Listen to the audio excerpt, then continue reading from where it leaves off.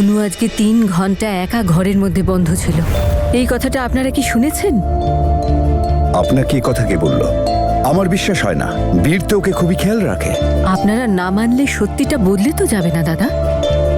মানছি আমি, বীর খুবই খেয়াল রাখে ওর, কিন্তু ওকে বাইরেও তো যেতে হয় কাজের জন্য।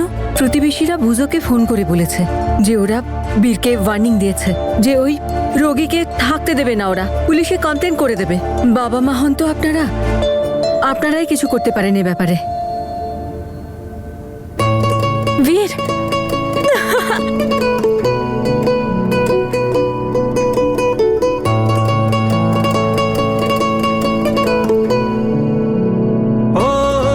তুমি আমার শার্ট পরে নিয়েছো? আমি আর কিছু পেলামই না। আর আমার জামাগুলো কোথায় রেখেছো তুমি? চলো এসো, আমি দিচ্ছি। না, এখন আমি এটাই পরবো। আমার বীরের শার্ট পরে আমি বীরের মতো স্ট্রং হয়ে যাব। মাথা চুল ভেজা কেন তোমার? এখানে বসো। চলো।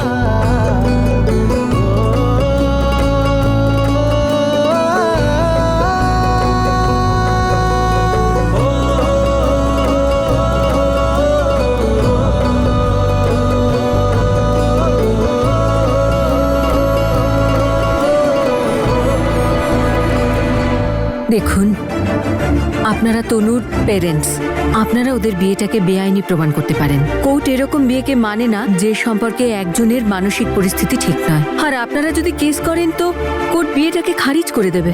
না দিদি, আমরা তেমন কিচ্ছু করব না। তনু আর বীর ভগবানকে সাক্ষী রেখে বিয়েটা করেছে, আর ওরা দুজন কত সুখী একে অপরের সাথে।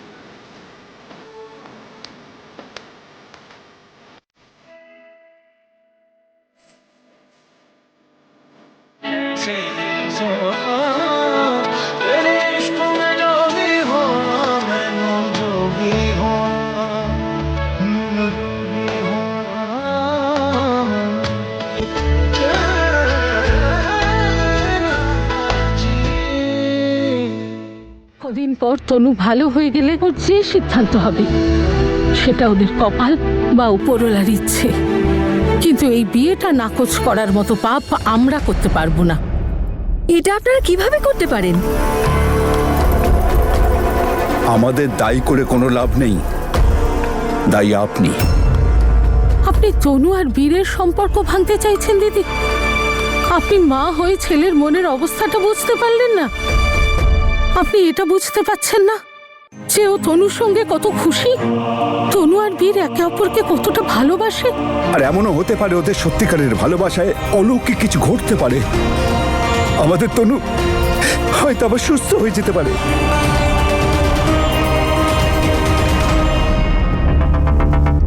আরে মা, চুপ হয়ে গেলেন কেন? বলুন না। আপনার অমৃতের শেষ চিহ্নটা চাই না নাকি আপনার? দাঁড়ান, একটু মোটিভেট করতে হবে আপনাকে আবার।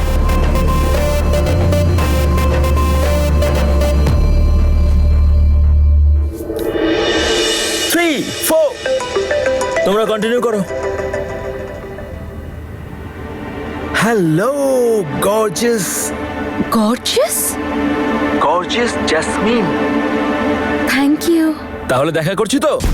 হ্যাঁ যশ, তোমার সঙ্গে দেখা করব, কিন্তু তার আগে না আমার বাড়ির লোকের সঙ্গে তোমার একটু কথা বলাতে চাইছিলাম। আমি না ওদেরকে জানিয়েছি যে তুমি খুব ফেমাস ডান্সার, কিন্তু কেউ বিশ্বাসই করতে চাইছে না। আরে বাবা, এত অ্যালবাম আছে আমার, কোনো একটা দেখিয়ে দাও, বিশ্বাস করে নেবে। না যশ, অ্যালবাম দেখিয়ে না সেই মজাটা আসবে না। আরে তুমি তোমার একটা নতুন অ্যালবাম রিলিজ করবে না? একবার, শুধু একবার ওটা লাইভ হুক স্টেপটা দেখাতে পারবে please? Hook step? Right now? কেন পারবে না?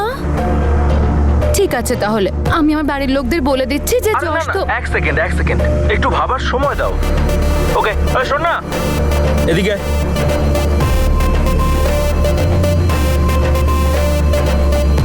তারপর কেমন লাগলো আমার হুক স্টেপ?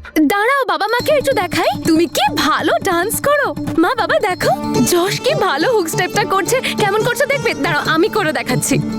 আরে সাবধানে মা। আরে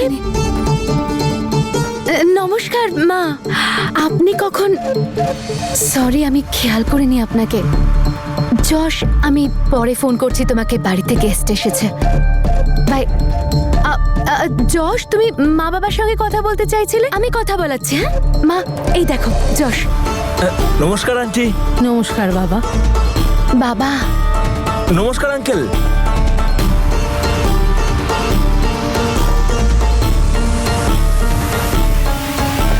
ওকে যশ, আমি রাখছি। হ্যাঁ okay bye, see you. Bye. Sorry মা, যশের সঙ্গে আর আপনার কথা বলালাম না, কারণ আমি ভাবছিলাম যে কি বলে ইন্ট্রোডিউস করাবো আপনাকে। মা, তুমি তাকে বাড়িতে ডাকছো না কেন? হ্যাঁ বাবা, ও আসবে একদিন দেখা করার জন্য। ব্যাস এখন না একটু বিজি আছে। এখন না ওর একটা গান রিলিজ হবে, সেটার জন্য খুব ব্যস্ত, সেই জন্যই তো কানাডা থেকে এসেছে। আর তুমি জানো মা যে যশ বলছিল বিয়ের পর না আমরা দুজনেই কানাডা চলে যাব। আর ও তো বলছিল যে বাচ্চাটাও ওখানেই হবে, তাহলে কানাডিয়ান সিটিজেনশিপ পেতেও সুবিধে হবে। আমি চেষ্টা করব খুব তাড়াতাড়ি যাতে ও এখানে আসে। আর হ্যাঁ, আমি তো তোমাদেরকে বলতেই ভুলে গেছি, যশের প্যারেন্টসও আসছে পরের সপ্তাহে। আচ্ছা ঠিক আছে, এখন আমি যাই। হ্যাঁ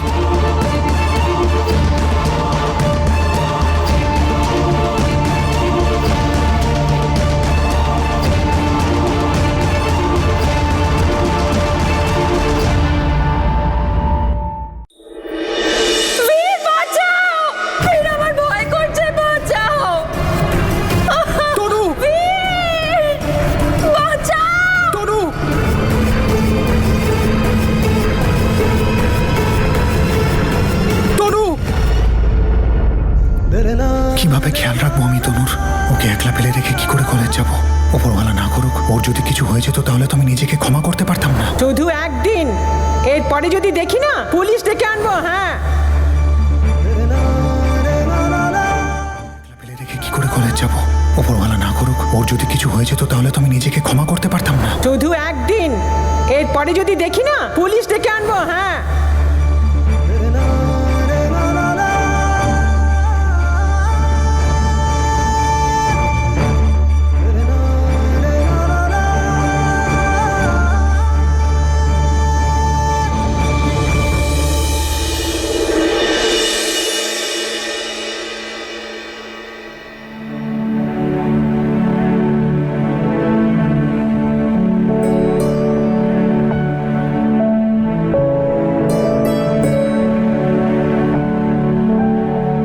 বীর,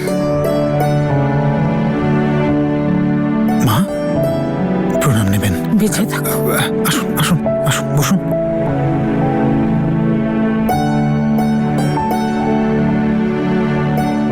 বীর, তোমাদের জন্য খাবার এনেছি, না করো না।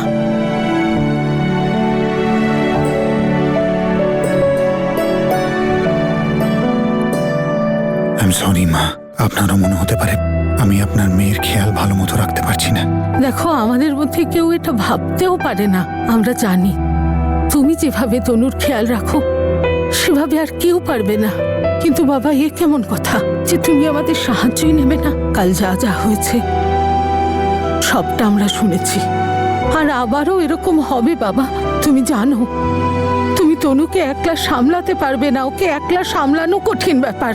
দেখো বাবা, আমরা তোমায় সম্পূর্ণ ভরসা করি, আর আমরা জানি তুমি তনুর খেয়াল খুব ভালো করে রাখো। আমরাও অন্যদের মতো বিয়েটা অর্থহীন ভাবতে পারি, কিন্তু না, আমরা জানি যে তুমি তনুর জন্য যা করতে পারবে সেটা আর কেউ পারবে না। আর আমরা তো এটাও ভরসা করি যে তুমি তনুর সঙ্গে থাকলে কোনো না কোনো দিন তনু ঠিক হয়ে যাবে। তবে এই সব কিছু এত সহজ না।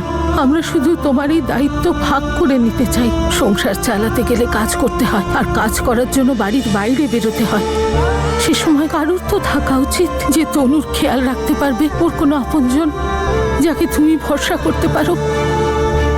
একটা কাজ করো না বাবা, তোমরা আমাদের সাথে চলো আমাদের বাড়ি, নিজেদের বাড়িতে। মা, এটা আপনি কি বলছেন? আমরা আপনাদের সাথে মানে শ্বশুর বাড়িতে থাকবো? ওটাও তো তোমার নিজের বাড়ি বাবা, তনুর বাড়ি, তোমারও বাড়ি।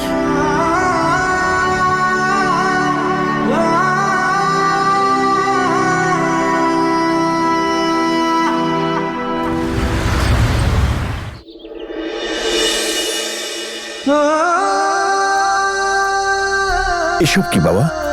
আঙ্কেল, এখানে এসে থাকার আমার দুটো শর্ত রয়েছে। যদি আপনারা সেই শর্ত দুটোতে রাজি হন তাহলে আমি এখানে থাকবো। নিজের বাড়িতে থাকার জন্য শর্ত কেন বাবা? এটা খুব জরুরি আঙ্কেল।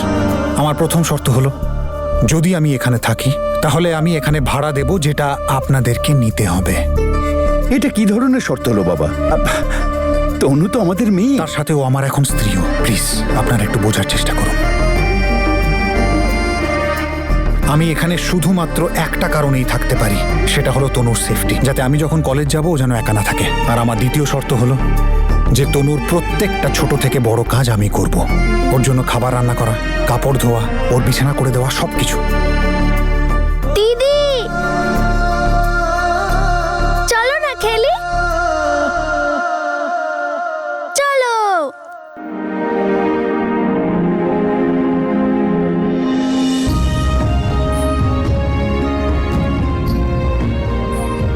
আমাদের তনু খুবই সৌভাগ্যবতী যে তার জীবনে এমন ভালোবাসার মানুষ পেয়েছে। আর কি চাই ওর?